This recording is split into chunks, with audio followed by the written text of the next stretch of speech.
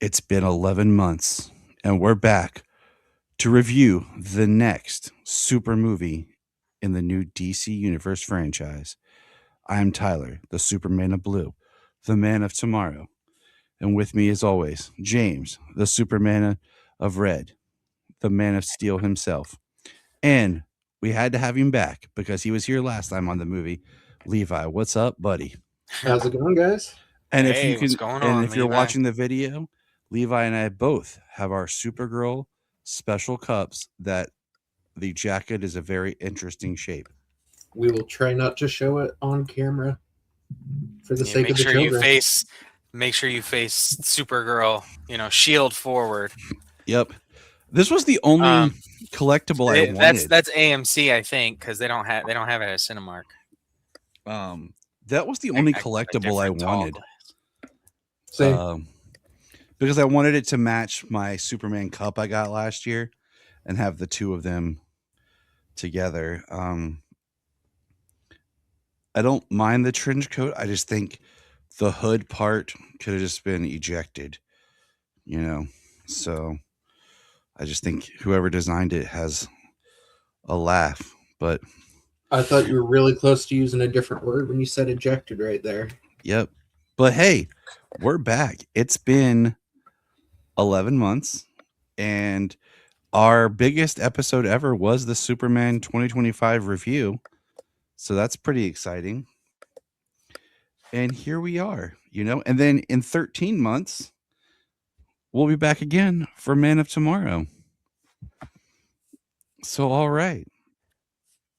We're going to That's skip. exciting to think about. We're going to skip over any DC news right now. The only thing I'm going to pop in news wise is just that producers have confirmed that Man of Tomorrow is halfway through filming. So I just want to throw that out there because it kind of does tie into this because we know that Millie Alcock, James Gunn confirmed that he was shooting with her. And That she's supposed to have a significant role in Man and of we'll Tomorrow. and what we can speculate on that too, because having seen this film now, there's some things that I had thought was going to work into that's not going to happen. I'm wearing my Truth, Justice, Whatever T-shirt, which I'm a little bummed she never said in the movie. I wish she did, and she probably could have. I'm pretty sure we could have found a way to work that in. So, but as we get started, we're going to do a spoiler-free discussion. And we're going to start with Levi and just quick thoughts on the film. And tell us about how many times you saw it in like your theater experience. Yeah, I've seen it one time. I went to the early fan IMAX screenings. As far as the theater goes, I mean, it was a late arriving crowd. I was pretty concerned there for a bit, but it ended up being about 3/4 full. There was one person who cheered every time Kara did something mildly exciting. So, always interesting. As far as the movie itself, spoiler free, Millie Alcock kills in the role. I mean, just about everything she does, every choice she makes, I thought was fantastic. The rest of the movie, for me, spoiler free version, it was fine. It was a movie. Yeah, what's funny is while Levi was seeing this film, he was messaging me. He was on his way there. I was watching Toy Story 5. So I was in an AMC the day before. So that Wednesday, I was watching Toy Story, and I had tickets for the next night. And I went ahead and bought my Supergirl cup because I only saw a couple out. And I was like, you know what? I don't want to risk it being sold out or anything dumb when I actually come. So I went ahead and bought. What topper did you get for yours? I went with the crypto. I think that's the only choice. See, I got Lobo, and he's actually in the other room because the kids had it out. Because I didn't realize that they put like last year, like they gave you the topper like when you checked out. This year they put the toppers inside the cup. So I went and I bought the cup and everything. I had it, and then I was like, "Oh, where's my topper?" And I went back, and they're like, "Oh, it's in the cup." And I opened it. It was Lobo, and I was like, See, my guy brought all three out. He goes, "Now, which topper do you want?" He lays them out. See, and that's what they did to me last year. And I was like, Superman. Yeah, and as I chose crypto, like he's like, okay, you could get Supergirl, you could get Lobo, or you could do the right choice and get crypto. I was like, yeah, yeah, The right choice. Nice. Well, I mean, so speaking of crypto, I took Sayla to KFC and she's like holding the bag and thinking, she's like, "What don't we have, Daddy?" And I'm like, "We don't have Supergirl without the jacket, and we don't have crypto." I was like, "We have multiple Lobos, we have Ruthie," and she goes, "Okay." And she's just holding it. She goes, opens it, and boom, crypto. Awesome. So, All I've got is trench coat and Lobo. which I think are the most two. And can we just throw out real quick? No, it's kind of spoilery, but never mind. I'm not going to say it. All right, James, you go. Your theater experience, how many times and everything? Both of my theater experiences, I saw it twice. Both of my theater experiences were really good. I mean, neither one, both of them were they had people in them, kind of scattered about, all over. But it wasn't like the place was 3/4 packed full. But had some cheers, had some audible, gasps, had some people clapping. So it was nice. It was cool. The theater go was fun. People coming out. Nobody was hating on it. Um, I think I think most people are actually enjoying it. It's just you know how loud people are on the internet. Yeah, definite Um, internet. yeah, but I saw it twice. Saw it Saturday. Saw it Sunday. Um, Enjoyed it both times. Um, I thought it was a good movie. Um, I mean, it's not like the greatest movie. I think some of the performances actually are probably better in this one, acting wise, than in Superman. So I kind of like enjoyed that a little bit more. But Superman is definitely a bigger scale, and you know really enjoyable movie. Um, but I like the movie. I have some uh, I have some parts of it that I really liked. Some parts Yeah, of it yeah. that I really liked. Yeah. Um, He's and there's those some parts I'll definitely stand discuss. out for me. We saw in the trailer, the Millie Alcock, the action, the flying is all really good. The Krypton stuff, we got to see a lot more of that. So some of that was pretty standout in different areas. But yeah, I for the most part, I really enjoyed the movie. So we went on Thursday. It was me, the great Jania, Solomon, Selah, my mother-in-law, my father-in-law, and our good friend Emily and Brian met us there. So we owned a row. What was interesting is we walked in and we were scanning our tickets and everything, and the lady tells us that, oh, they've been having issues with IMAX. There might not be any previews. lucky. And I was like, okay. So Right? we go in, and we get the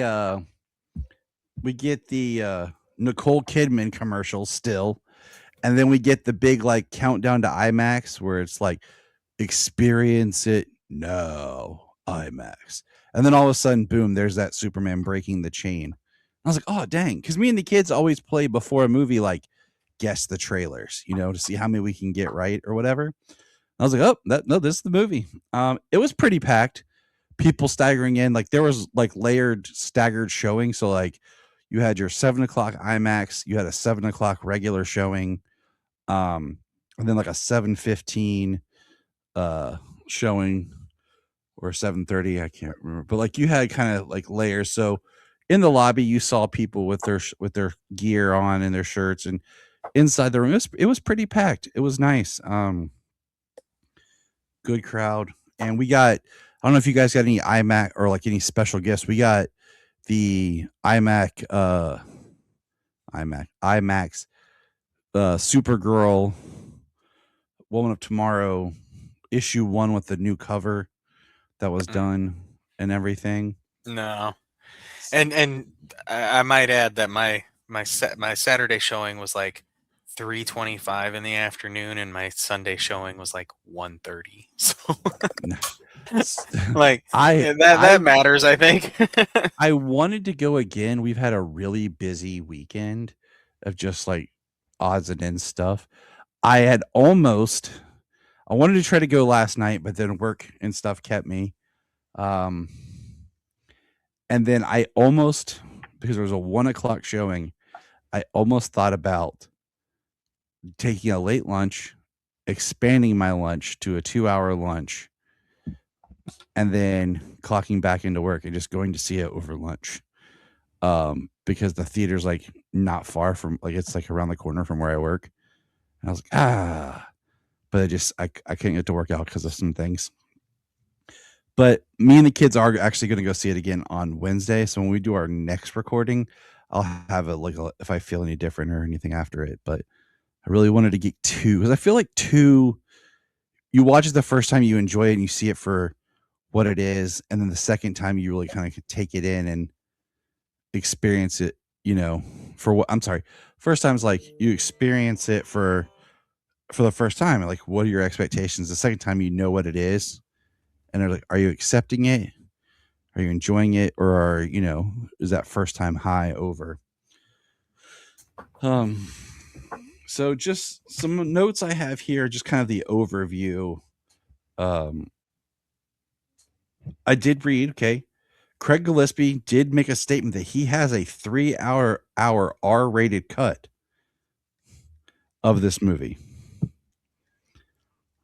And I was like, And I know that at one point they had talked that Supergirl was going to drop the F word at some point. And that didn't happen.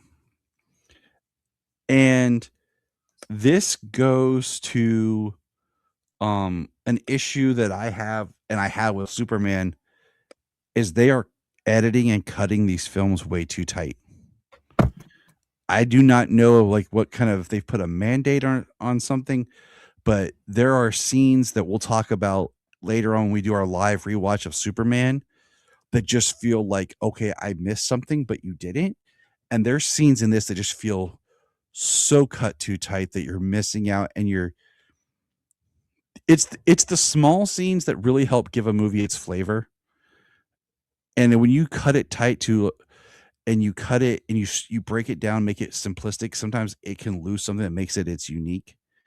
And I have no problem with Millie's portrayal. I think she did a great job, a really good job actually. But I think some of the editing detracted some of her arc in the story.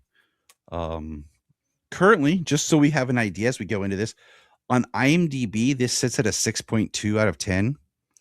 Rotten Tomatoes has it as the tomato meter, which I don't care about Rotten Tomatoes. I just have it up here for juxtaposition. 56% with the audience at 76. And then Cinema scores a B minus.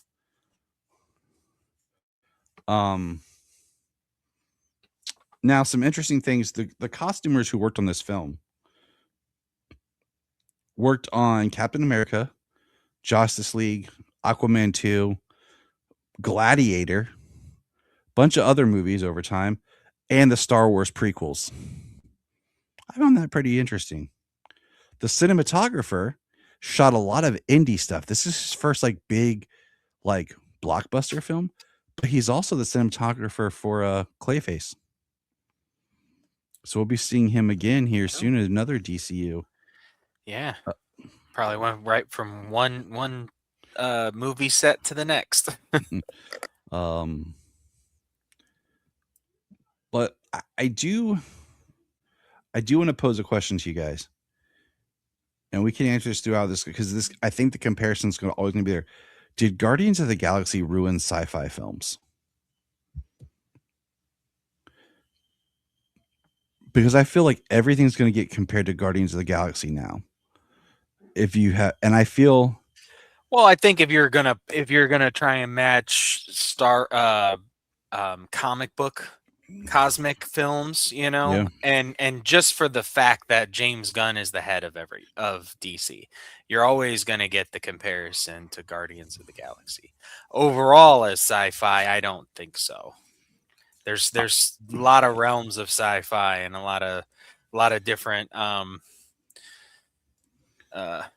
lot of different ways to put sci-fi to screen. I mean, there is. I mean, you're looking at like hyper minimalism, but yet effective, like with Dune. Um, but I feel like Guardians being shot on the volume and everything like that, and really going. I feel like a lot of stuff has that, especially this, and that's not a bad thing. But I'm gonna say this, and Solomon even said this to me, and I don't know how you guys feel because I'm just gonna throw this out there. We have not talked about it. When Levi saw it first, then I saw it. We both were like, we're saying nothing until all three of us can discuss it here. We have not talked about it at all. And shout out to our friend Logan. He was supposed to join us. There was a family dog emergency. He was unable to attend. He was supposed to be here. But this saddens me to say this, but this felt more like a James Gunn movie than Superman did. And this, it felt like almost like they were trying to be like Gunn. And Craig Gillespie is a very competent, strong filmmaker himself. And I was really excited for this movie because it was the first film in the DC universe, or the first main project that was supposed to be less Gunn. I don't know. How do you guys feel about that? I think it's better to say James Gunn has influenced the genre over Guardians ruining sci-fi, because there are a bunch of moments, the needle drops, the iPod in space with someone from Earth. Right. Like there's just tropes now that are James Gunn tropes. And like when you hear, I'm sure we'll talk more about it, but like the needle drop, they said they went through 45 songs before James Gunn himself decided on the song. And it's like, James Gunn may be the head of the studio, but he's also not the filmmaker. So why is he? Why isn't Peter Safran like, because then I'm feeling like you're not the filmmaker, you're the head of the studio. That's cool, but I don't watch a movie like, oh, this was produced by crap. What was that a-hole's name? Hamada. Oh, I mean, yeah. But I was thinking Weinstein, like, oh, that's produced by the Weinsteins. But it just, I mean, even Kara, like her jacket, everyone's like, oh, and the headphones, it looks like she's cosplaying Star-Lord almost. Like that particular type of headphone. Like, who wears those? Why doesn't she have AirPods? If she's going to have an iPod, why does she have an iPod? like, I mean, I've heard that Gen Zers are going back to iPods because they wanted like less to do on it and just have music. Okay, cool. Yeah. But I'm like, I mean, with the story they told of her being on Earth and kind of using music to kind of drown out the extra noise, makes sense in that regard. Style choices aside, because nobody wears the foam little headphones, right? Like, it's either just a headset, kind of headphones with the full cover over your ears, almost noise canceling. Whether it's corded or not, it could have been corded with her iPod, just like her. And that's what I'm just saying. like those were. They could have done. I just from a visual, like I like the idea of drowning out sound, like your idea of like soundproofing almost. Like she has special kind of like headphones that she like drowns out and gets lost in the music because of her hearing. Right. Like those. But I mean, they didn't lean into that. It was subtle. It was subtle in the movie. And you know what I mean? They didn't have to tell the story of her learning any of her powers or anything like that. And that's fine. But I'm just saying, like, that could be a big thing of why she's drowned. Like, because I put in my notes here, like, what is her connection so much to music? Now, as of this recording, if you have watched the most recent episode of My Adventures with Superman, that did a much more interesting way of Kara connecting to Earth music than this film did. Because I think that's something for me that's missing. Is some of her connection. Um, but all right, Well, right now she doesn't have a connection. Literally, the only connection she has is music. Otherwise, she doesn't want to be there. right. And what You is know what it? I mean? What is it about that? So Like, what? How great of a it's scene is music. it? Music talks to everybody. Exactly. But how important is that is as a scene? If we would have seen her like discovering music, like And Earth that, music yeah, and that's one sound, of the editing choices I feel, that they could have expanded on the film. I mean, and that's my little nitpicks in everything is little things that I don't want to have to headcanon or be subtle. I would like to actually see the character experience certain things. Because I mean, we all know, like as teenagers, our music was like an escape. We just go into. I mean, I do it now. Put on a song, you just get lost in the song and tune everything out. And I mean, how? Why do we not have a cool scene of like how they do it in movies where like you hear the music through the headphones, the character puts them on, then all of a sudden it's like the music is now the bit big and you're hearing it through the theater like it's now the needle drop, and that's how you intro into the needle drop is they're playing it in the film and then it becomes the needle drop.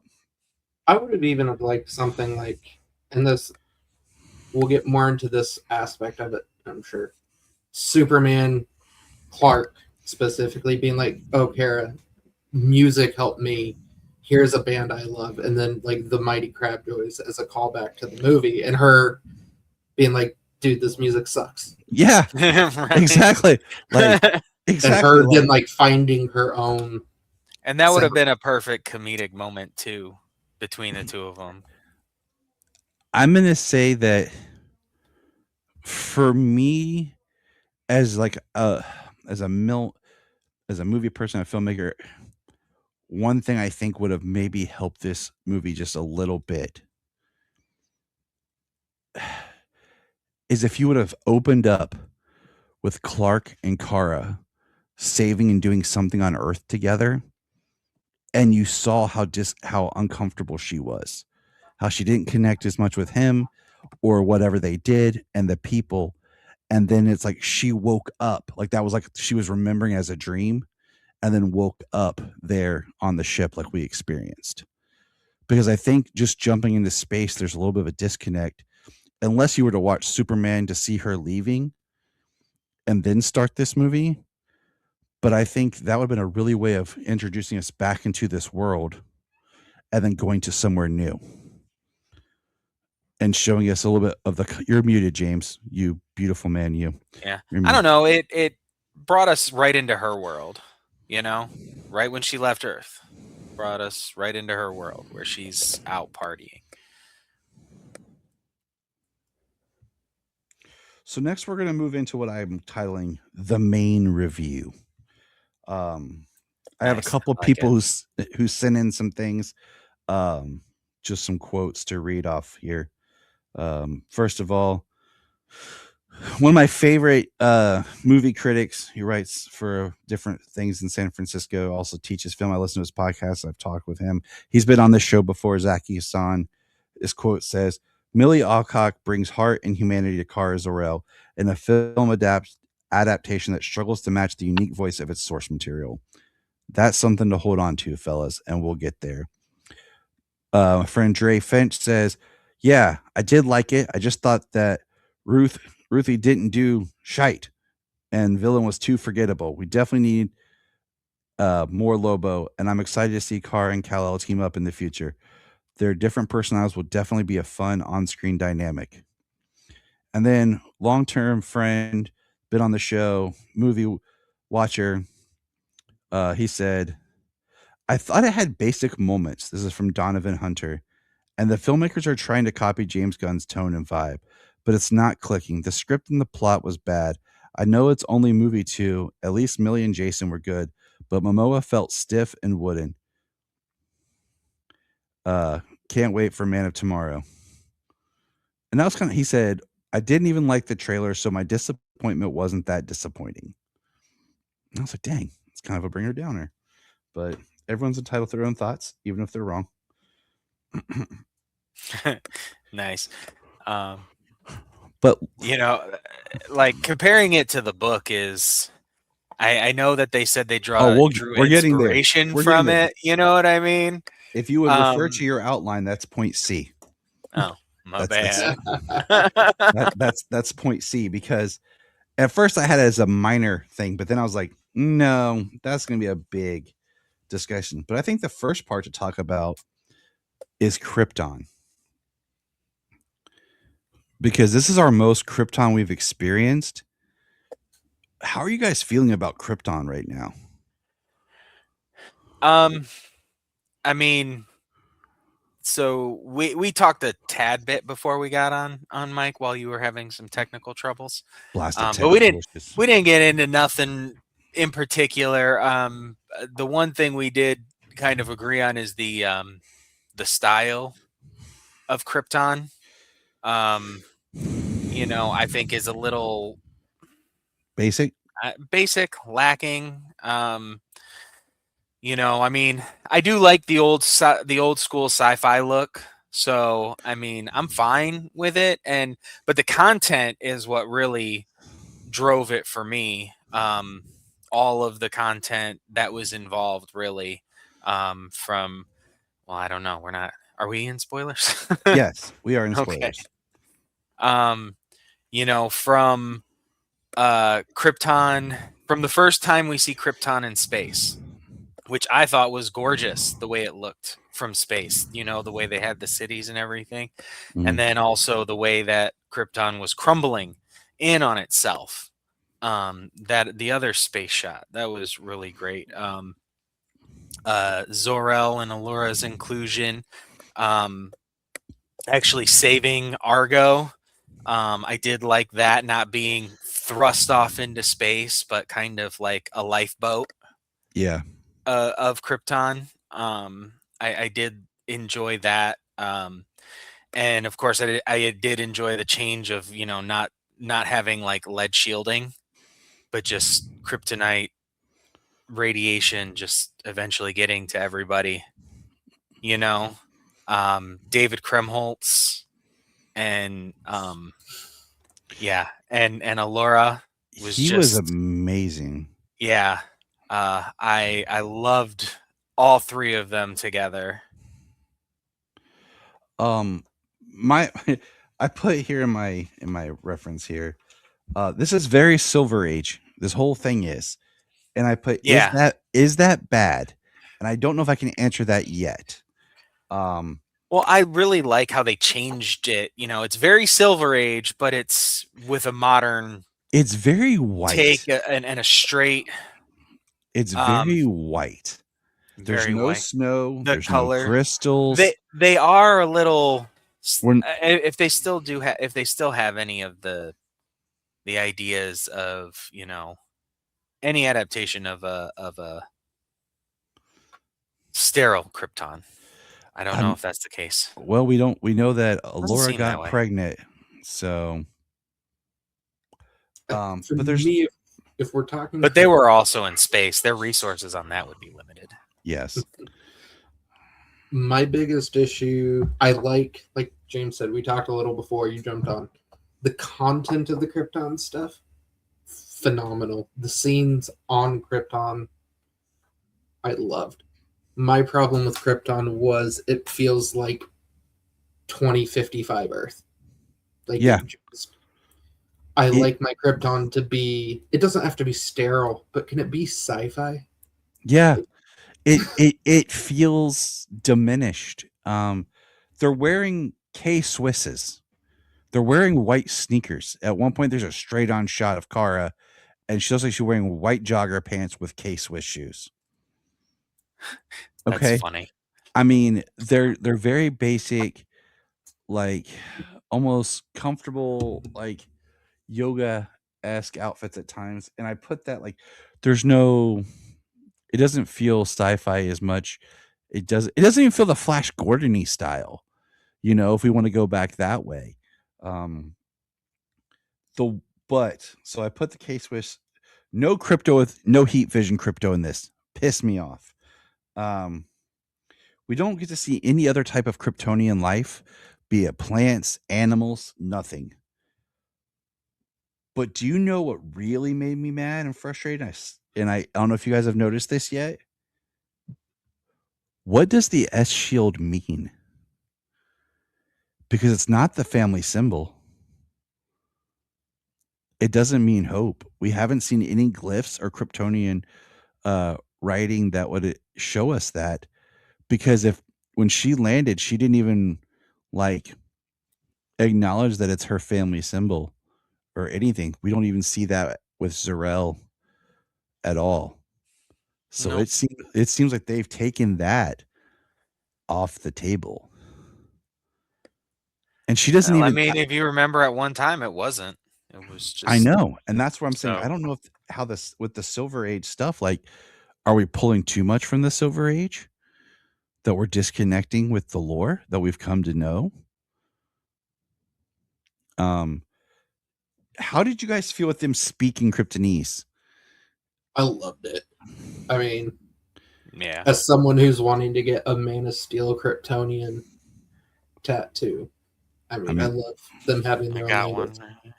And I mean, I I got one right here. I got Krypton. I gotta get. right I there. gotta get that. I gotta get some I got Man of Steel Kryptonian. I gotta get some regular Kryptonian. Because I kind of went back and forth in my brain. At one point, I kind of wish it would have done like they did on the Krypton TV show, where it would say like Argo City or whatever in Kryptonian, and then it would change back to Earth, kind of symbolizing like almost like we've activated a translator. And then they would speak, in English, because it's the ideas that we're processing this through like a translator. And then, of course, when Kara would land on Earth and the pod would open, she would be speaking Kryptonese to Cal, and there would be that disconnect. I think it works because it shows what she lost. I think, and I think that's where I have to give a lot to Krimholtz of acting with his eyes and his body language and everything. Because he sold a lot in that. Because there's times like I'm trying to read, but I'm trying to watch it too. And and it's almost like if I didn't read it, am I still understanding what's going on? I actually listened to a really great podcast today with Pete Docter from Pixar, talking about how they watched a lot of silent movies to learn what the absence of dialogue is in physicality. And I was thinking about that, like, even with language we don't understand, like, are their bodies and their language selling us the emotion? Are we understanding what's happening? One thing I do want to add to the Krypton stuff is I love the shot Zor-El and Allura took at Jor-El and Lara. Yes. And yes, I loved it. I had a little fist bump in the theater. I'm not even gonna lie. And I think Nice. that this might open up that we'll start to have more positive Zor-El. And I'm still bummed that like there wasn't a scene with the two brothers in this. Yeah. Because Krumholtz did a great job, and Emily Beecham as Allura when Kal-El's ship was flying off, and she said, is that sweet little boy that Jor-El has deemed a conqueror of worlds? And I missed part of it because there was someone sitting up, and like they were blocking the bottom text. Oh no! And I was like, what? Wait, what? Ah! Yeah, but I was like, you know what? Nature versus nurture. Like, he's a good person. Like, he was a sweet little boy on Krypton, even though Jor-El wasn't the good guy. And it makes me curious. What's Jor-El like? Like, I need more. I need Jor-El now.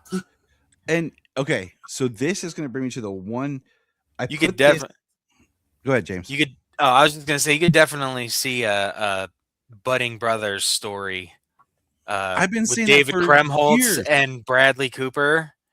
Both are great. That'd be actors. pretty sick. I'm game for it, honestly, because Yeah. I have been begging for a good story. I have notes where I wrote my own story of the two brothers and the different ways, and I've talked about it little bits over the years of doing this. The one thing that I did put in my notes that I'm going to bring up about Kara that's in my Krypton phase, I personally, you guys can disagree with me, it's all good. I don't like the fact that she was born on Argo. Same. I like the fact that she's born on Krypton. She's a little bit older, like maybe 13 or something when it explodes. Because now what we've done is she doesn't know Cal's parents at all. So there's not that familial link to learning about Kryptonian life before. There's not a link for him to learn about his Yeah. family. All she knows is what Zor-El and Alara has told her. And it's also part of her tragedy is that she saw her planet die, and then she saw it die again, and then she had to leave.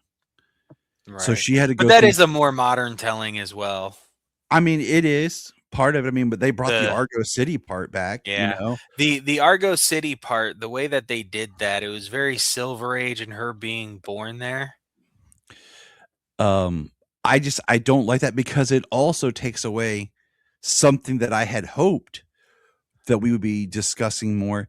Is now she wasn't around for the idea of Brainiac attacking Krypton and taking Kandor. Like that's Yeah, become she a has no big. history.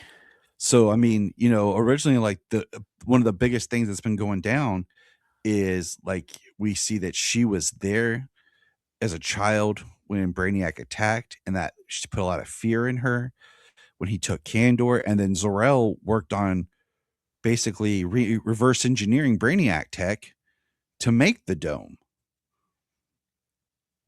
And we've removed that element of her being there.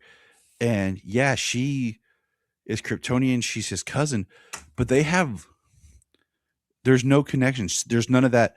I saw you as a baby, Well, or you know I what would held be you as a baby. interesting? Yeah, no, there's none of that. She's not the older one in this. She's Even not. by standards, she's never been the older one because of whatever issue, made her, in suspended animation. So she's never been the older one, even though technicality, years wise. But Yeah. Clark still has the years of experience because most of those years she didn't have any experience. So she's still fundamentally a teenager or whatever when they meet, or early 20s as she is in this. Well, we don't know Uh, when she landed, how long she was there before she went off. yeah. And we get the idea that she goes off and comes back, goes off and comes back, because what we do know is that she was there to save a cat from a tree. We also know that she was there with Clark and the Justice Gang to see Peacemaker yell at them. And we know that she had left her dog at one point, then came back for him. And we know Supergirl's a year after Superman. So yeah. So I mean, and we all know how time works in space. So yeah.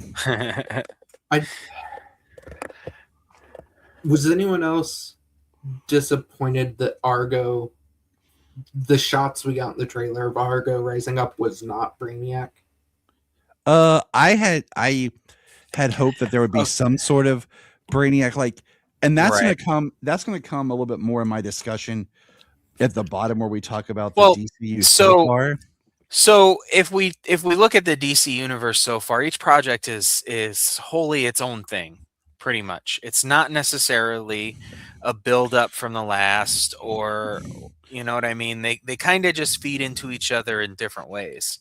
All of these projects. So if we say Brainiac, say maybe we actually get to see Zor-El, or a flashback of maybe she wasn't there for Kandor, but she knows the technology behind the force field came from this Yeah.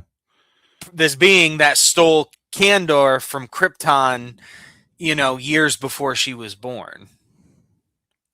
And we would actually be able to get to see that. We might actually get to see Brainiac take Kandor from Krypton in the past I in just this would love. movie, just because of the way that it's built differently.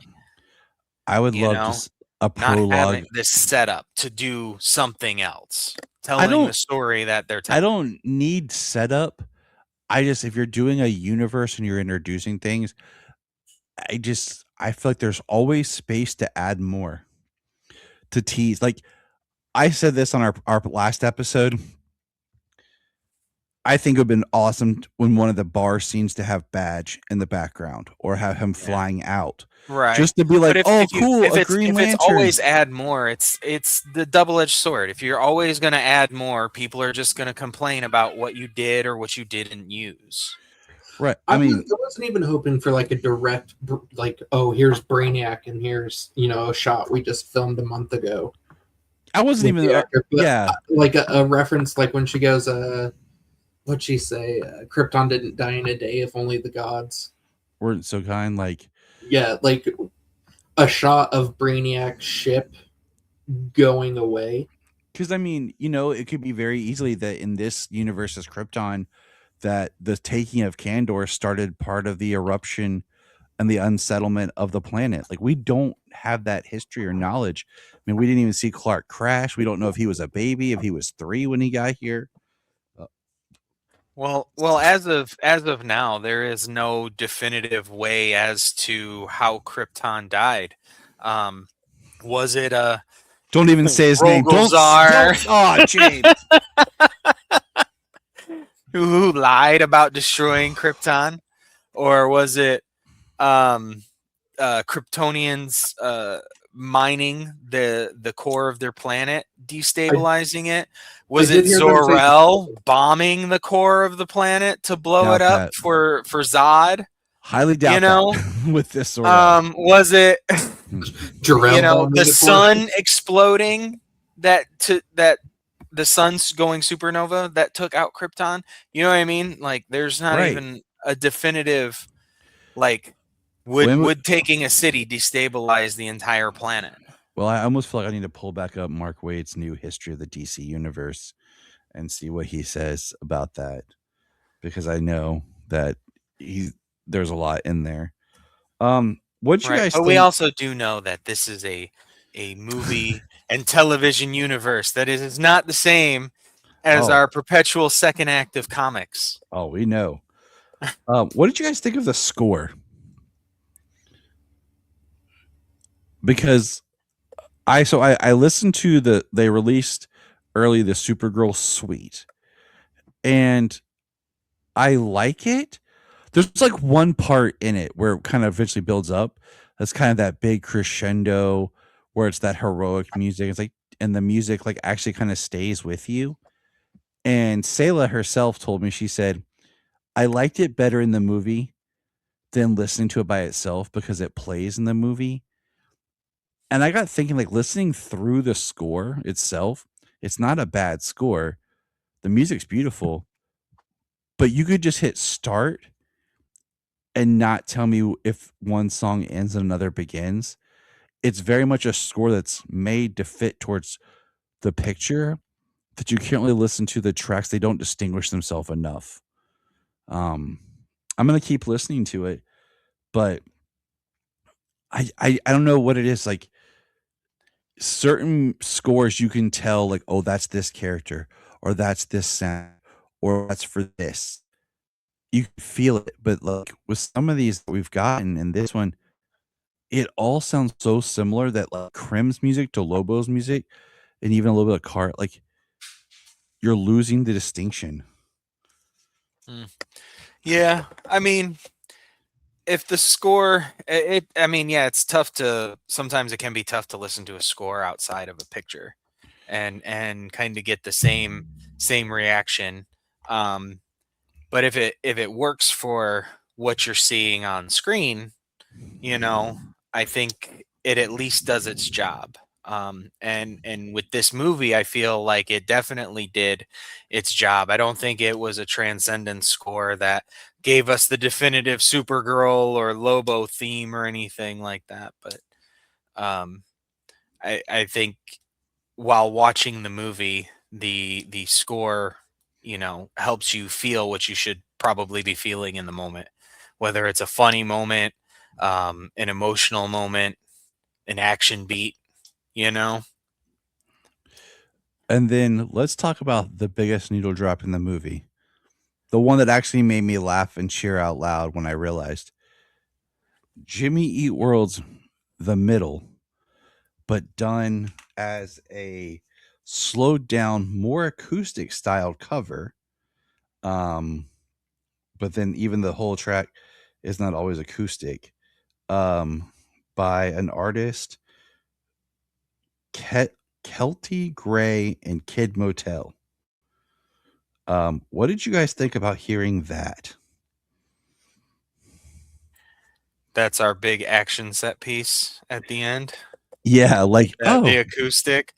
you're like, I mean, hey, I'm a sucker for acoustics, so it sounded really good. Uh, the moment,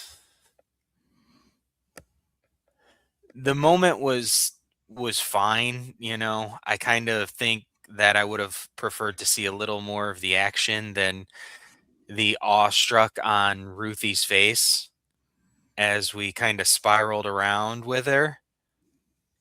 mm-hmm. But like I said, I'm a sucker for acoustics, so I kind of dug it. I felt like the scene was a ripoff of the scene in Superman with Lois and Mr. Terrific. And the needle drop itself, for me, like the song itself is fine. It's a good cover. I like acoustic covers as well. But like that's the big action moment in your movie, and you're gonna drop an acoustic, very mellow cover of a pop rock song from the early 2000. 2000s. Yeah. Like, And that's where I was like, huh. But I will say that I actually think the action works better in this movie than in Superman, especially with Supergirl. And a lot of it's the way the shots are designed. They're a little bit more zoomed out and stuff, so I get to really experience some of her actions, and especially a lot of her flying really looks good. And she Yeah, does a lot more of David's intricate. flying was very close up, and hers is definitely more wide angle. They did redo that. I did like that they did do that same kind of shot where in Superman where David's flying and then it goes like front like this. They did do that same shot with her, so I thought that was cool. And we're getting into our characters here in a moment and breakdown but now let's talk about Woman of Tomorrow. When this was originally announced, it was supposed to be Supergirl Woman of Tomorrow. First of all, they might have ditched that because they're doing Man of Tomorrow. But second of all, I really think selling this movie with that would have been even more detrimental to it. I think as much as they've pushed this book, they did not do the book justice. And should have just been like that. Oh yeah, it's like inspired by Woman of Tomorrow. They have hammered this book for this movie. It's Too brand hard. new. It's Supergirl's first, and it is what they drew inspiration from. I mean, Ruthie, the bus, the planets, I the know, green sun, Krem. but I know that, but I'm just saying like they're giving out free copies of the single issue of the book, and I know they're also trying to get people interested in the comics and stuff, but they have brought this up so many times that if you were going in thinking to get more from the book, would you be disappointed? And I think the answer is yes. Well, if you go to see a movie because of a book and expect more of the book than you get on screen, I mean that's kind of your fault by now, really. Is it? If they're telling you that this movie is based off this material, and it's just like if you and I was like, James, we're going to see a Friday the 13th movie based off, Friday the 13th, and then there's a character who works at a gas station named Jason, and it happens on Friday the 13th, and there's a guy who walks around with campers with a machete, but the killer is a squid monster. Are you happy? Like, Well, that's pretty ridiculous. Okay, but that's what I'm saying. Like, because there's a lot of themes and a lot of like we have a special Patreon episode that's going to drop. I gave the book to my friend Emily to read because when I was reading it, Janine and I were reading it together, and we both were like, Emily is this type of person that Supergirl is in that book. And I was like, and she came to the movies with us, and I gave her the book. I said, hey, this is for you. Read it after we see the movie. She sent me a whole 25-minute breakdown discussing the book of just the 4 issues that I'm like, I'm putting this out on our Patreon. So that's going to drop here in a couple of days. Nice. But the Green Sun, so friend of the show, I got to meet him in person, Anthony Barker. Cool dude. We hung out in Metropolis last year. He asked me, he's like, I didn't understand the Green Sun. And that was very bare bones down from what it is in the book. So Anthony Baker, I hear you, buddy, because Solomon created his own headcanon for it. And I thought it was pretty solid too. Because Solomon said, well, Krim talks about learning about Supergirl and learning about Kryptonians. What if he put kryptonite or something into one of the suns, so that it would have a green sun? Because if you go into the book, they talk about, and I'm not going to compare everything to the book because I think that's wrong, but this is a big thing. I was going to say that is wrong. Because I wasn't looking for this to be a 1-to-1 thing. But in the book, they talk about that the planet with the green sun was created for Clark as a prison to be tortured. And in the movie, it just happens to have a green sun. But green radiation is not the same as kryptonite. And green isn't part of like the solar spectrum of like a star. But like that's why red and yellow and stuff are. See, and I'm with Solomon here because I haven't read the comic. I've tried twice now, 3 times. I can't get into it. So the Green Sun for me, my assumption as someone who had never read the comic was they are near the remains of Krypton. That's where my head went. That was the only thing that made sense to me.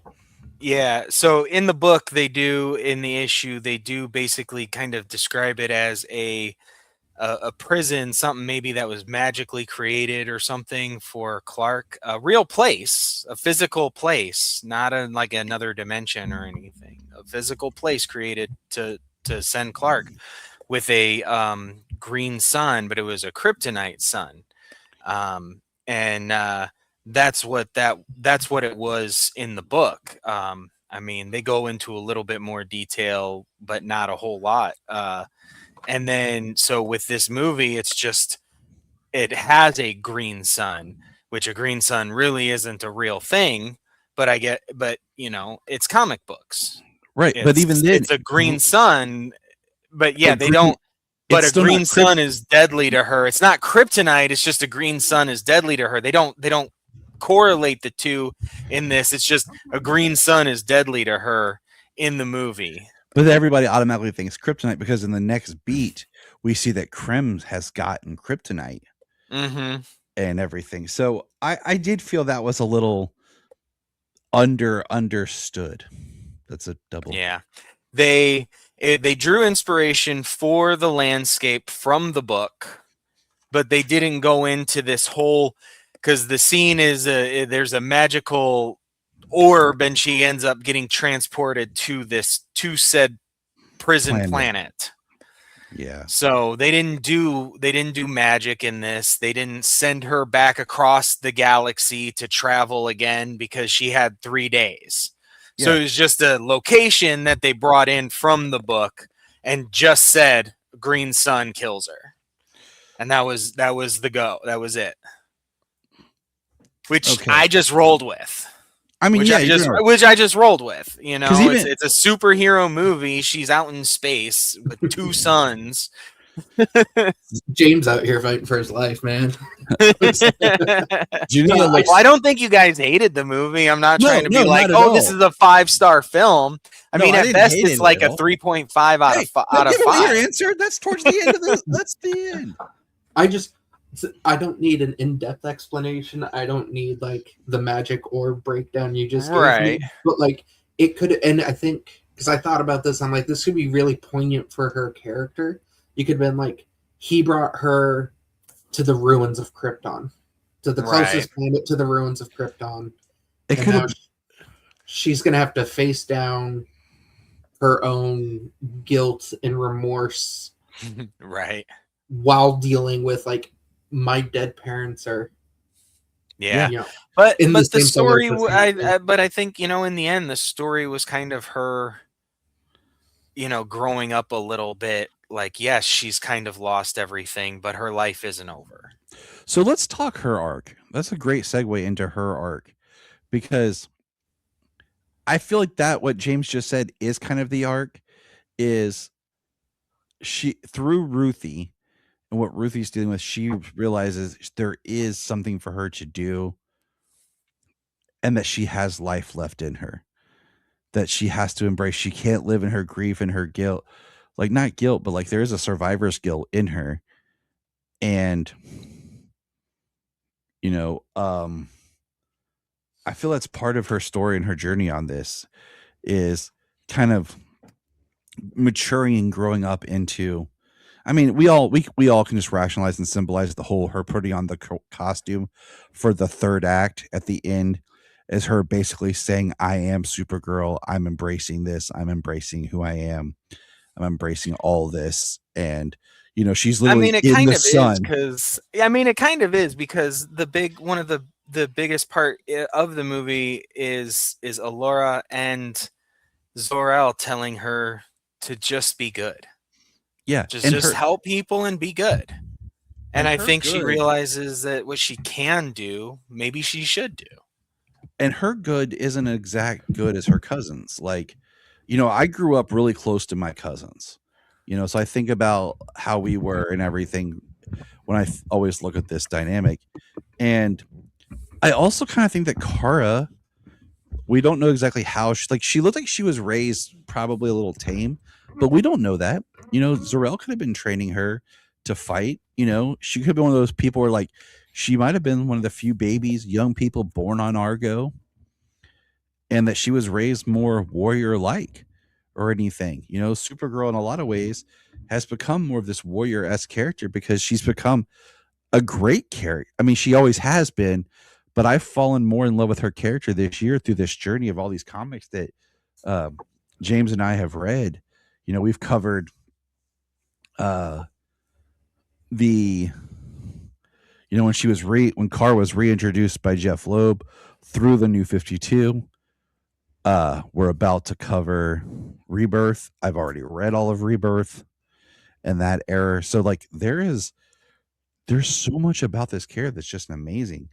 And the reason why go ahead. Oh, no, go ahead and finish. I was gonna say is I think the reason why I was talking earlier about some of the editing is some of the beats that Kara goes through, and I can't pinpoint them. I'd really have to watch it again. With Ruthie, I feel like maybe this scene was gonna be here, but they moved it because it really doesn't matter because there's no consequence to it. But just some of her actions, I feel like there's not as much of a linear in certain parts, like towards the middle, because in the like towards the middle part, you really have Ruthie almost drop out of the movie and become very much just she appears in a scene, and it's not till she's captured that Ruthie really enters the movie again. For me, Kara's arc is a little. There's an arc, but it's not a particularly deep arc for me. I think she ends up in a better place by the end of it, and her character development is there, but it's very like I don't even. To me, most of the growth is through Ruthie. Mhm. Ruthie is the one who we see get, even though she does kind of drop out for a bit, she's the one with the character arc. She goes from wanting death and vengeance to being able to walk away. Whereas Kara, she grows up and accepts her parents' wisdom that we normally see given to Superman to go out and do good. But like, it's more of just a choice she makes at that point, as opposed to like her parents' last wish. yeah. Yeah. I But mean, that's why yeah, I mean, I don't think it's her parents' last wish. I just think it's, she was raised by good people, same as Clark, and she's a good person. She just, she lost a lot more. I feel like her arc was the same as Ruthie's in a way. For the most part, in kind of the way I called it, because when you talk about the book, compared to the movie, the arc for the story is relatively the same, minus Kara's arc. She's not part of that. Honestly, when it comes to the book, hers is not the character arc of the book. Um, so that's kind of the funny thing is this movie was going to be about her. She was going to have to go on a similar journey as Ruthie, because I mean that's the movie's about her. She has to have that arc. She has to have the arc, you know.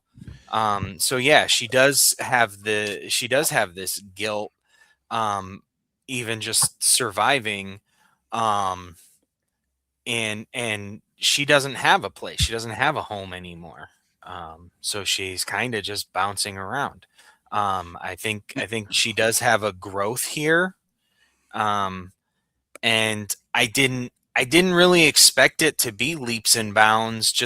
I kind of figured what the story was going to be when it came down to it. It's her story, It's kind of the origin story. I'm glad to see more of what we got, but she kind of has to come to terms with her life as it is. I mean, we've seen Clark come to terms with that over and over again in multiple different versions of Clark into Superman. But you've never seen that with Supergirl. I think the editing just it did the movie dirty as a whole. Like it just one of the first things I said to my wife when I got home is it needed 15 to 20 minutes. Yeah.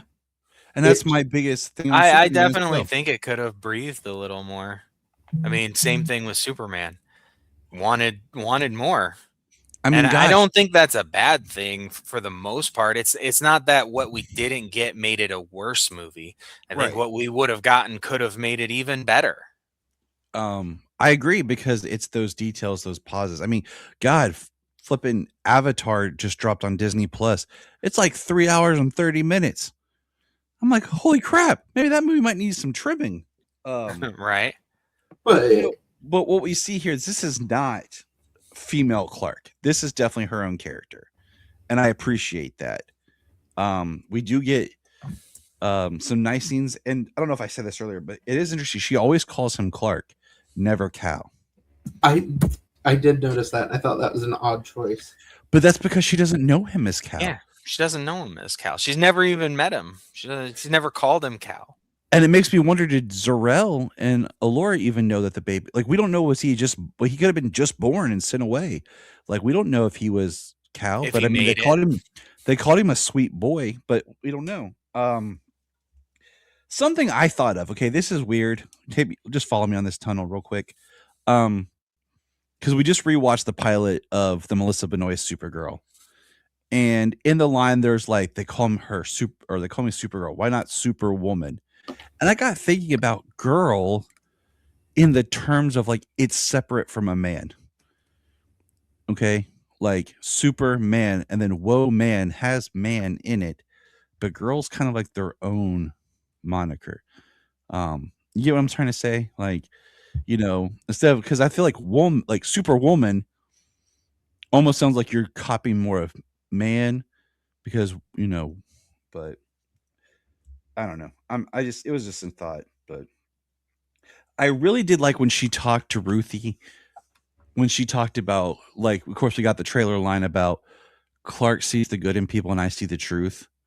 I'd like to see more of that dynamic between the two of them, but I like that she talks about Clark's heart being pure and who he is and growing up and everything, but how her heart's different because of what she's experienced, the pain, the traumas. And it doesn't make either of them good or bad. Um, but I did, excuse me, I did like that explanation. I did like that, and the way she interacted with people, you know. I don't think she, I think she, like the people on the planet before she was poisoned. You know, I think she was pretty suspicious, but wanting to be trusting of Yes. them and everything. You know, I feel that Millie portrayed that, you know, in her performance there. Like a little distrusting of them in the beginning, you know, and then trying to just like, okay, let's do this, see where it goes, and ultimately, you know, went to her being poisoned and beating a whole lot of ass, but John Wick in space. Yes. Um, I did think they did a good job with us bonding her to crypto and what crypto means. Because, I mean, if you really look at it, she gets crypto on the day of her mother's funeral. yeah. And then, like, you know, her losing him when Krim just nonchalantly shoots him. They're And not with all helping the the John Wick in crypto, space comparisons. she did some punching and kicking and some flips and stuff, and she was brutal. Like, and that's one of the things I think, you know, they did really well. She's definitely her own character in this. You know what I mean? Like, um, one, this is like the least male gaze, female led movie. You I, know, I was going to bring up that, like not saying it's she, neutral, but sexuality is not present in this movie. no, The not only at thing you all, could and it's not. the only thing you could say is sexualized in the film is the idea that the brigands are taking young women to be And I their think, and wife slaves. right, and I think that's part of the story of, or the way that they made Krem as despicable as he needed to be to deserve what happens, you know, to, because he's never going to stop. Right. And we're certainly not going to get our epilogue, and I'll just leave that there. Yeah, But yeah. I I didn't think, expect that at all. yeah, I no, not at all. So I think it ended the way it should have, because I think he was just that despicable of a person, you know. Death and destruction everywhere he goes, taking children, you know what I mean? Like, and then Supergirl in this movie, like I said, you know, she's covered up completely the entire time. The skirt isn't short, the boots are high, her collar is high. You know, she punches guys in the face constantly, and they freaking deserve it, you know? Um, like, it's obviously she's a strong female character and people are threatened by that. And I think she did a great job portraying that, and I think they did a good job with that in the I film. I will tell you guys this, one of my favorite parts of the movie is not just because of the movie, but because of what happened right next to me, is when Supergirl's sitting there and she goes, "Oh, I got a surprise," as she flicks them off with the finger. Yeah. Right? And Sailor goes, "She's just like me. That's my Supergirl." And I'm like, "Oh my god." And I was like, "Yeah. Yeah." But I mean, so I remember being at Blockbuster and I had these two guys saying, "Which movie's better, The Avengers or The Dark Knight Rises?" And I was like, "Oh, well, if you're looking for more," and their chuckle and laughter was, "Who had the better butt? Anne Hathaway or Scarlett Scarlett Johansson?" Johansson. And I'm Yeah. just like, seriously, and I'm just like, I get tired of that and the over sexualization of these characters. And we've talked about that before in the artwork that Supergirl had. So in this movie, they didn't make her look like unattractive or make her look dopey. She looks like a person, you know. Um, and I appreciate that as a having a daughter and Well, we everything. just read Supergirl from like what 2006. Yeah, that's what I'm saying. Like she's practically wearing nothing. Exactly. We went through those, and we had those same conversations. All right, so we'll probably hit more of this when we come back. What about Ruthie? Did you guys like her costuming at all for Ruthie? I mean, it looked like the comic. It looked like the comic to a point, but like I think she could have looked a little bit more alien.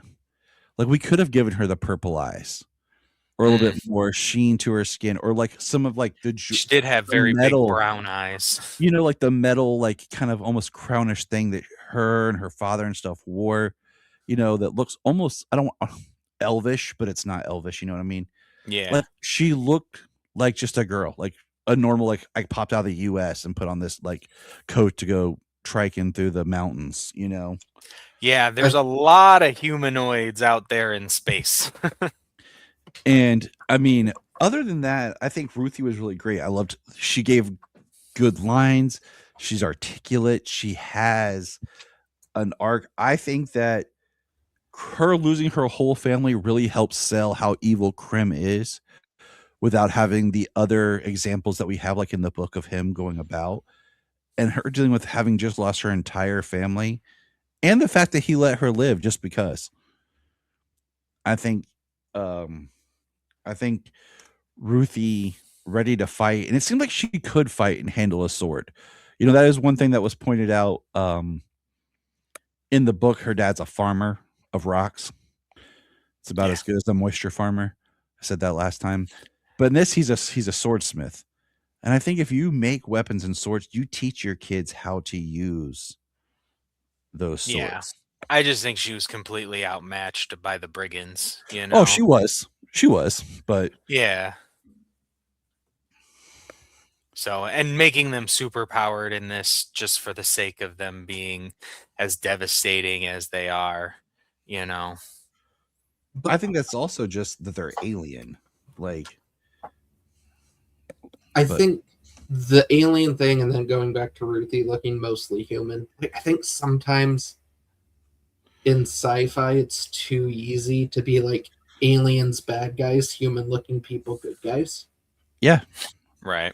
I mean, I look at Star Trek. I'm not the biggest Star Trek fan, but there's things I respect about it. And my friend Devin was a huge Trekkie, and he explained to me like part of the lore of Star Trek was the main like species, they all descended from common ancestors. That's why humans and Vulcans and Klingons and stuff all have a lot of similarities and look more humanoid, but then there's differences. Right. I was like, that's cool. And Romulans and Vulcans and stuff. And that's one thing in this, like even some of the aliens that we interact with, like on the bus, the ones like the pirates, they just like humanoids more than like really crazy. I mean, like Gamora, Nebula, Yeah. Yeah, very human. Like that's the one thing I kind of did like in like, going all the way back to Green Lantern, talking about at least a common like genetic ancestry, from like way back to as to why, a humanoid looks similar to a human from space. But when I saw like all the aliens and the ships in this, I got a little bit Star Wars and a little bit Guardians kind of put together in this. I mean, you have that one really cool alien who I guess he's a broker of some sort on the planet, who looks kind of squid like, and then you have the one that was on the bus that Ruthie put her bag in front of, and Kara like communicates with her and says, yeah, you put your bag in front of her, you called her mother a whore. I do like that Kara is she seems like she's studied the galaxy, and and I could see Zor-El teaching his daughter about what they know about the galaxy and everything, because she's able to adapt to different languages and adapt to the people and just navigate, um, I was betting him when I was watching the theater. I bet James was getting excited when the car gets the popcorn that basically comes out of the slug's butt. As soon as I saw it, I was like, "Oh God, no!" And then she put it in the bucket, and I was like, "Oh God, no!" And then she ate it, and she's like, "Okay, well that's it." And he ended it like it is. And I was just like, is that too much on the nose? Like, right? Saying of a joke, like, I was like, that is so literal, it's hysterical. All right, Lobo. I'll go last. Levi, you go first. Lobo thoughts. Okay. Was Jason Momoa born to play Lobo? 100%. That's also my biggest problem with him as Lobo, is you see him on screen and you just go, oh, it's just Jason Momoa with makeup on. And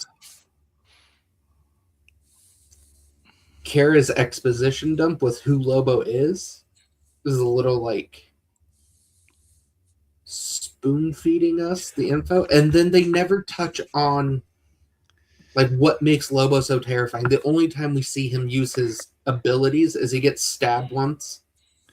Yeah, I had to. So my friend Emily, because she didn't know the character. We talked. She's like, was he like a vampire or something? Like, like what was his deal? Like the way he Just looked. his teeth. And I'm like trying to explain it to her, and it would have been neat with what you just said. Like if they had done something where take Kara's lines about Lobo, right? And spread it between different characters. Almost like this scene is Kara's like, oh, that's Lobo. And then you cut to like some other people in the bar. He's a Zarnian who killed his whole race. And then you cut to someone else like, shh, he has a god complex. Maybe, and then someone else like, maybe we should worship him and fall down. And you have all of a sudden these whispers in the bar. And you're getting your exposition dump, but you're kind of getting it from different places instead of just being like Kara telling Ruthie real fast. Yeah. She told her real fast because she kicked everybody out of the bar. I just Lobo for me in this wasn't necessary. It felt like Lobo was there because they wanted to put Lobo in something, and Jason Momoa was available. Yeah, that's kind of it, but also the way that they used him, just being a bounty hunter, trying to get a brigand. I mean, it works fine. He's just after a brigand. It doesn't feel forced. It works, but at the same time, you could take him out, and it would work too.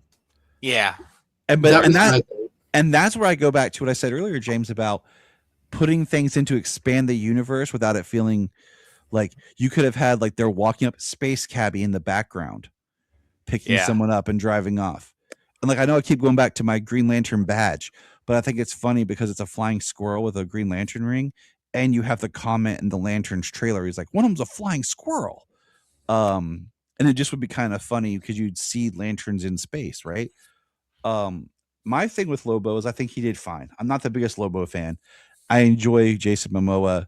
His Aquaman and Zack Snyder's Justice League is great. But then after that, it starts to become just shades of Momoa trying to become Lobo underwater. I thought my thing with Lobo, I really, really, when they were like, oh, Lobo's in the prison cell next to her, I expected it to just be like his head sitting there and be like, oh, okay, like we're going to see his Zarnian. That would have been awesome. Like, yeah. He's like, oh, this was the only way I could get them to let me on the ship.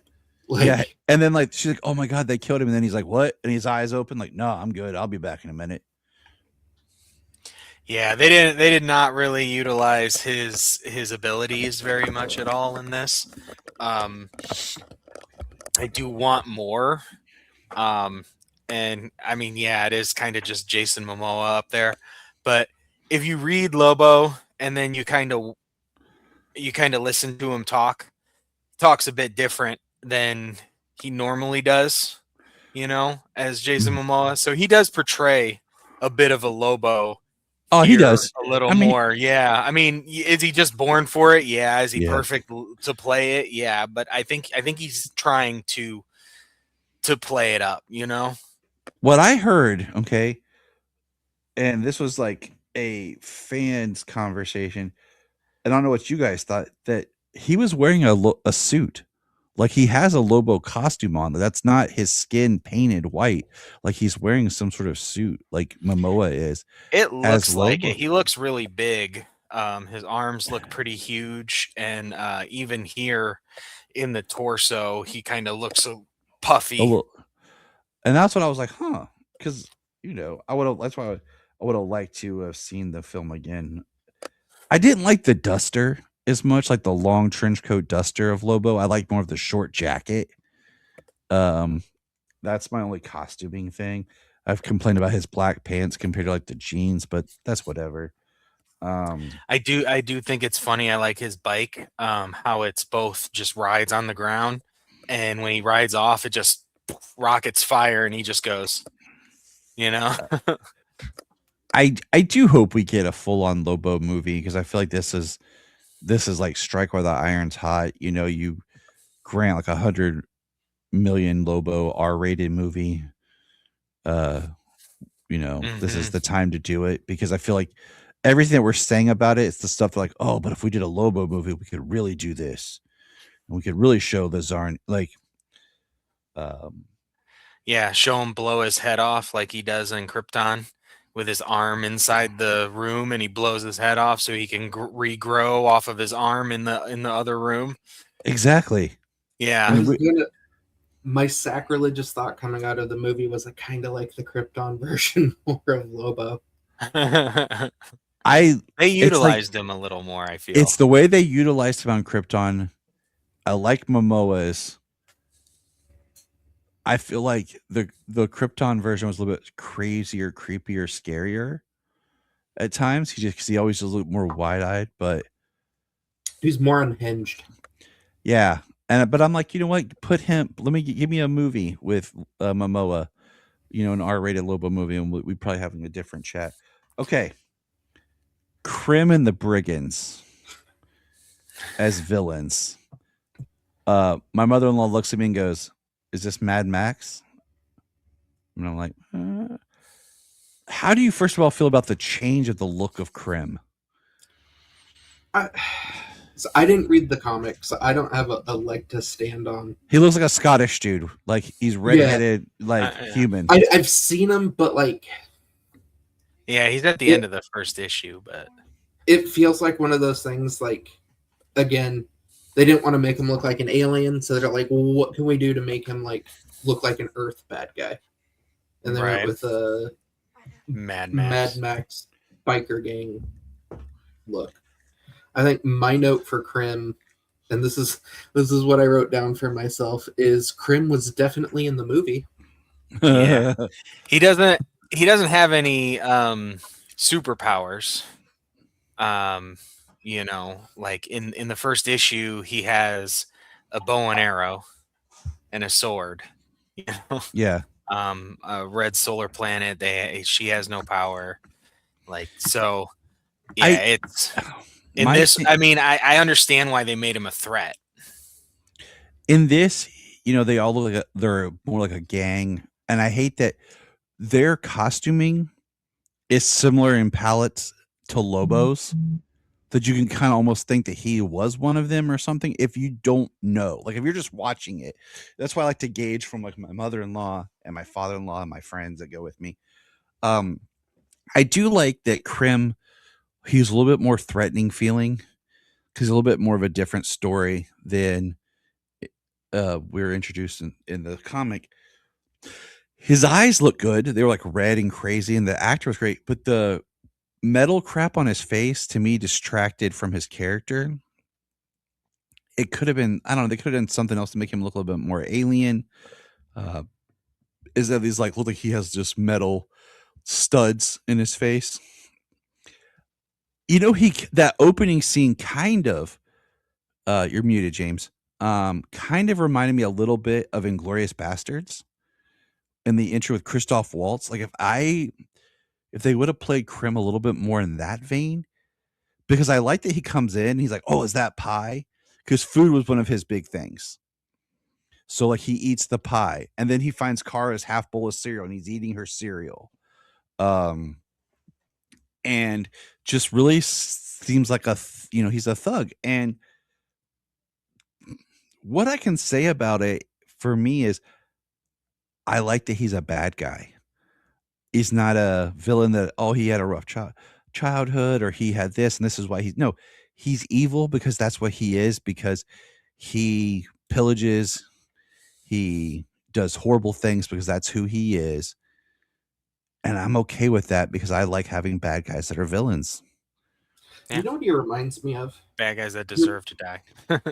Yeah. But he reminds me of a video game bad guy. Yeah. Like the opening of the game, he kills Ruthie's family. And then in the next level, you think you've got him and he poisons Crypto. And then in the next level, you find out he's kidnapping children. Like it just... I like that story angle with the kidnapping the children, the brides, and part of me is like, I wish they would have went more into it. And then like, because one thing I like is when you see like them taking the brides and like those like cargo holds, and they're lifting them up. It's Lobo that's cutting them down. Yeah. He and everything. So I think it's mostly for the chaos in that respect. Exactly. But it's still like it was really quick. And but I mean, we go from like the racism and genocide of a story of a race, now now in the movie, because it's probably even more acceptable to talk about in the movie, is him kidnapping children. And making young girls into their brides. You know what I mean? Yeah. Like, and that's just one it's more, like, horrible either way, and it's deplorable, all of it. And that's why we're like, kill that guy. The action set piece there with Kara fighting. I mean, so there is this other bartender family. They have a daughter. They basically sell out Ruthie and Kara to get their daughter back. Ruthie goes to kill Krim, but Kara stops her and saves her. I believe if Ruthie hadn't been there, Kara could have saved that family, because then Krim just wipes he kills the mom, the dad, and the daughter.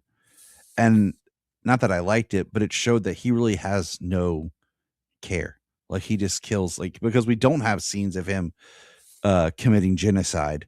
We just see him murder whoever, whatever. He doesn't care. Yeah, completely. And just I think the brigands, though, because you said Krim and the brigands, the other brigands, the unnamed brigands, they're just cannon fodder. Yeah, which is a little... Why give them powers and all this sort of stuff if we're just gonna cannon fodder them? I mean, for the most part, the brigands are cannon fodder. The only other one we can really... And she's chasing him from planet to planet, kind of in the similar vein as she's trying to find him here.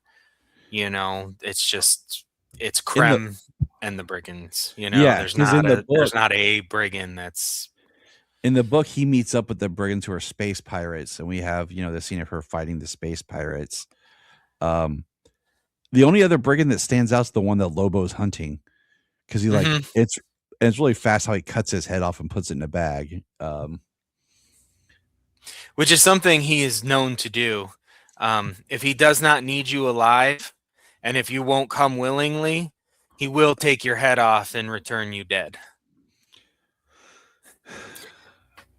Going back to Lobo for a sec, what did you guys think of him watching Kara, get a little pokey with the... Hold that thought, and we'll do that when we talk about the end. Because one thing was, when we did our review, I didn't want to do all these other podcasts have done like the next day reviews, dropping spoilers on the Friday and I was like, I wanted a couple of days to go so we could all watch it at least another time and let it sink in. So real quick, because I want to get to the ending and just talk about that.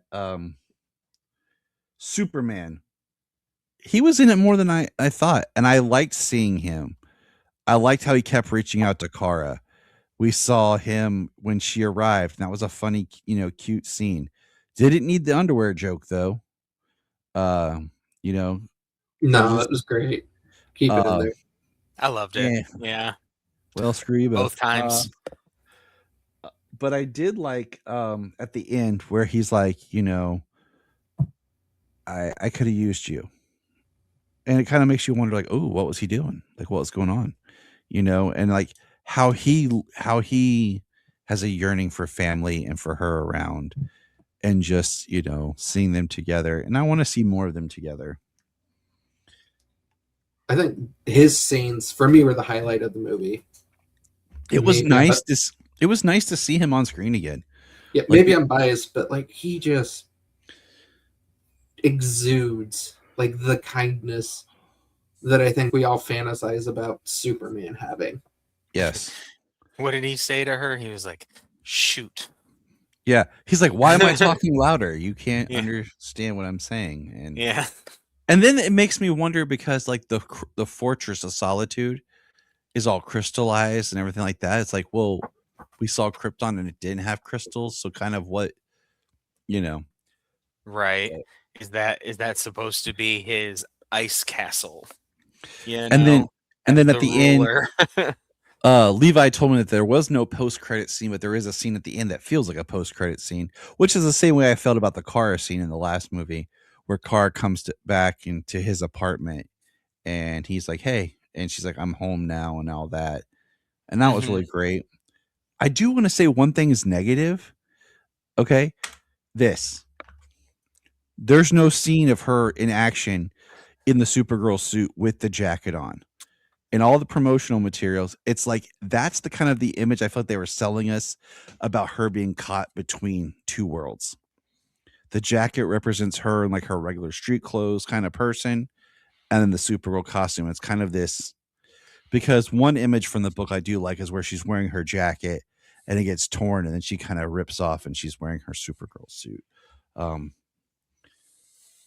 but okay, Yeah, they went about it again in this that she's not wearing it underneath. she's It's a yeah different suit. She because totally puts that on. she's just The not only wearing time she it. Yeah, the only time she wears that look is in that scene when she gets back home. She's Yeah, wearing the trench coat with her suit on when she gets back to Clark's apartment. and that's I feel like does she just not have other clothes or like she's like I gotta keep this covered. So let's talk about the ending. The fight scene is awesome. I mean, the action is great. I think the action in this, like I said, for a lot of it's better than Superman. Um, when she grabs Kit Krim and does like the rollover with him, I flippin' loved that so much. Um, it was even more intense, but Superman did the same thing to Bizarro and the Engineer, I know, but or Ultraman and the Engineer, but she did it more intense. um, it's also like everyone's compared like the punch. She kicks the guy, he punched the guy. Um, so I really think the evolution of the fighting and everything in this was great, but so the climax is there's Krim and there's Ruthie standing over her, and Kara talks Ruthie into like basically not killing Krim and walking away. What are you guys' take on this scene? Like, how do you feel?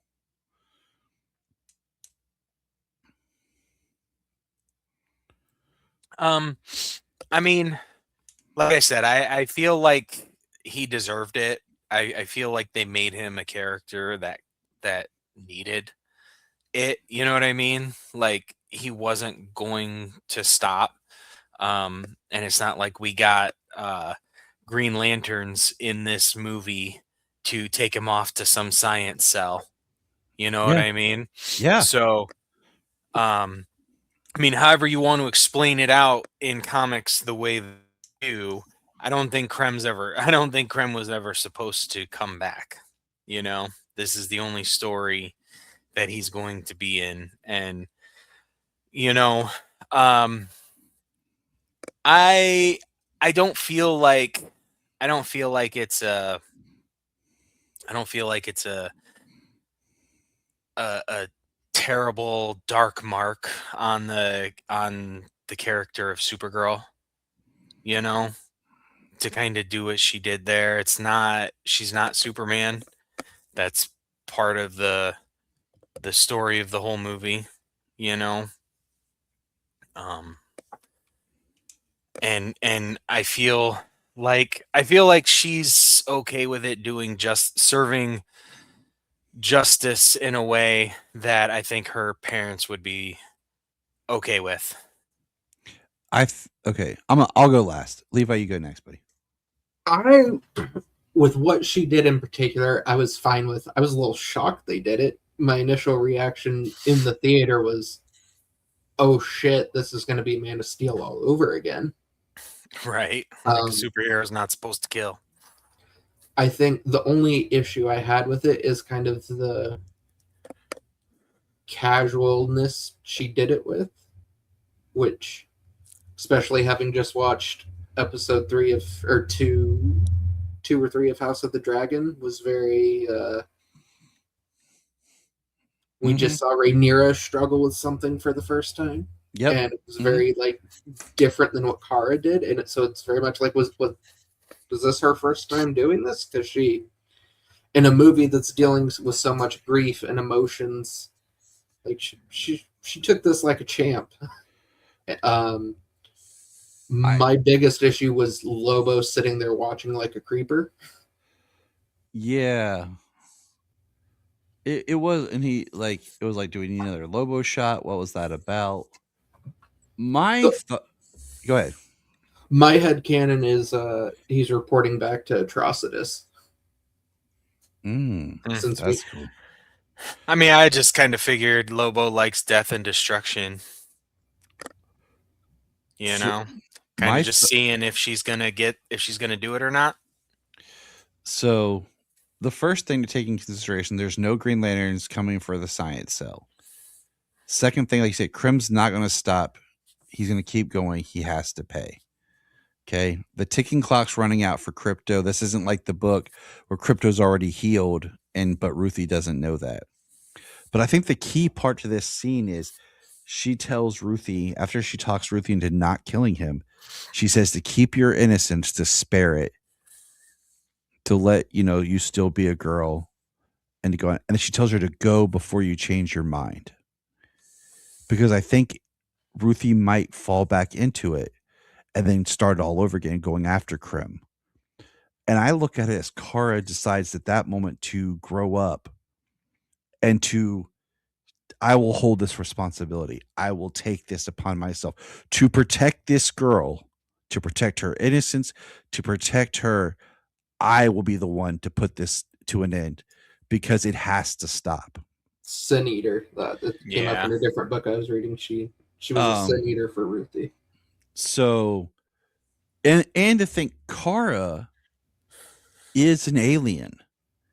Okay, she is more Kryptonian based. We have not experienced their culture in this film. Their understanding of killing, of evil and punishment, it may be different than what we interpret and what Clark does, because Clark is earthbound. Yeah, Clark was raised on Earth by humans and taught to treat humans as, better than him, softer, like he can't do what he can do with people. Like he has the utmost respect for human life.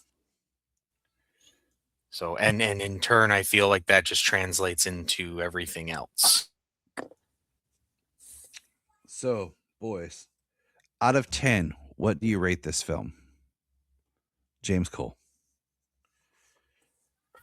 Out of 10, I'm gonna go with a 7.5 out of 10.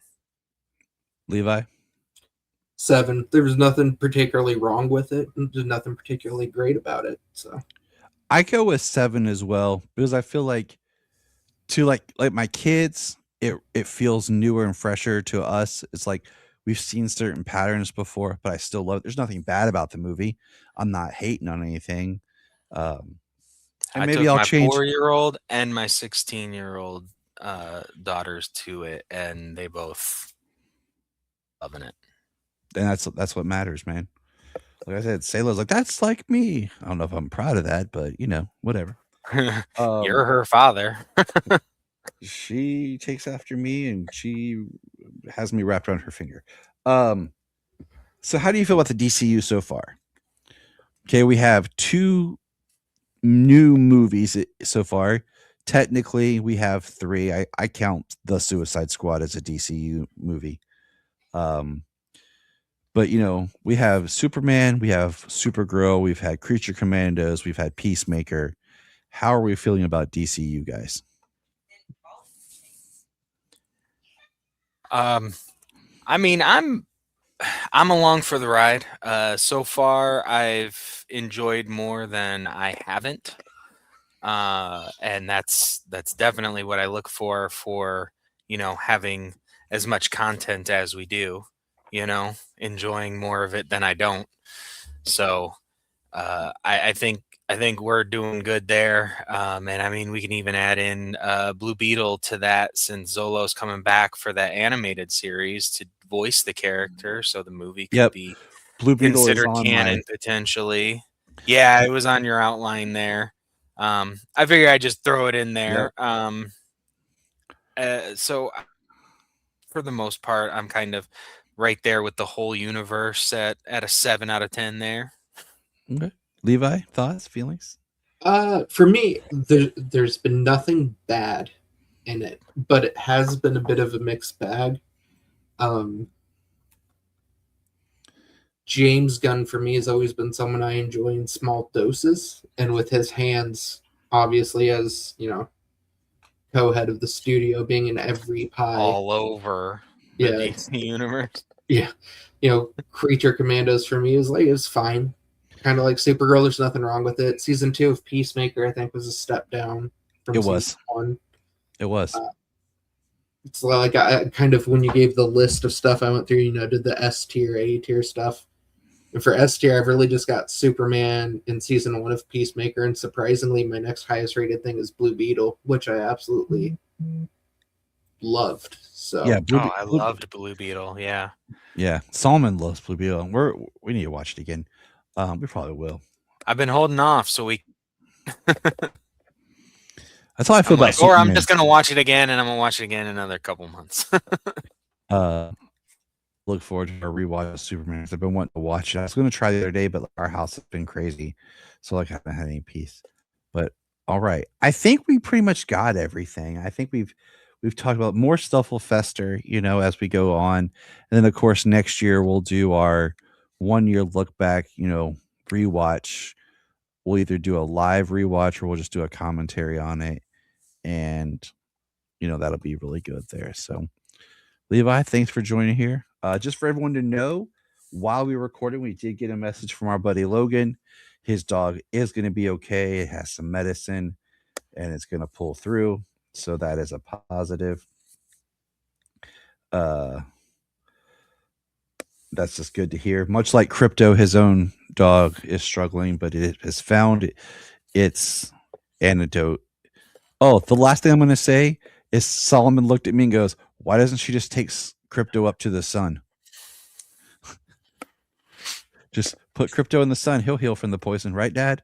And I was like, not sure how Crypto's physiology is working much in this movie. Well, you know what? I mean, I liked they kind of answered that question with her being on a yellow sun planet, and she said this was just going to really hurt. Yeah. Because her powers, can overcome the poison, but the poison is still in her body. Well, the one part that we saw her sails actually destroying the kryptonite when he injected it and everything. So it's just she was up in the sun then when it was breaking it down. That's why someone's like, just fly Crypto to the sun. Well, she can. They're on a red sun planet. There was also a line about that. The shaman lady said something like removing him from the planet would. could accelerate the poison. Yeah. Yeah. Yeah, they wrote it in there. I thought that was a throwaway line, just like, okay, crap, how do we do this? But Yeah. and Sayla looked at me and was like, right as the movie started, like, they better not kill the freaking dog. And I was like, I know, calm down. That's why I Sayla. sent that video earlier. I was like, that was good though. I know we already all saw it, but that was still good. I liked it. That was awesome. All right, everybody. Remember,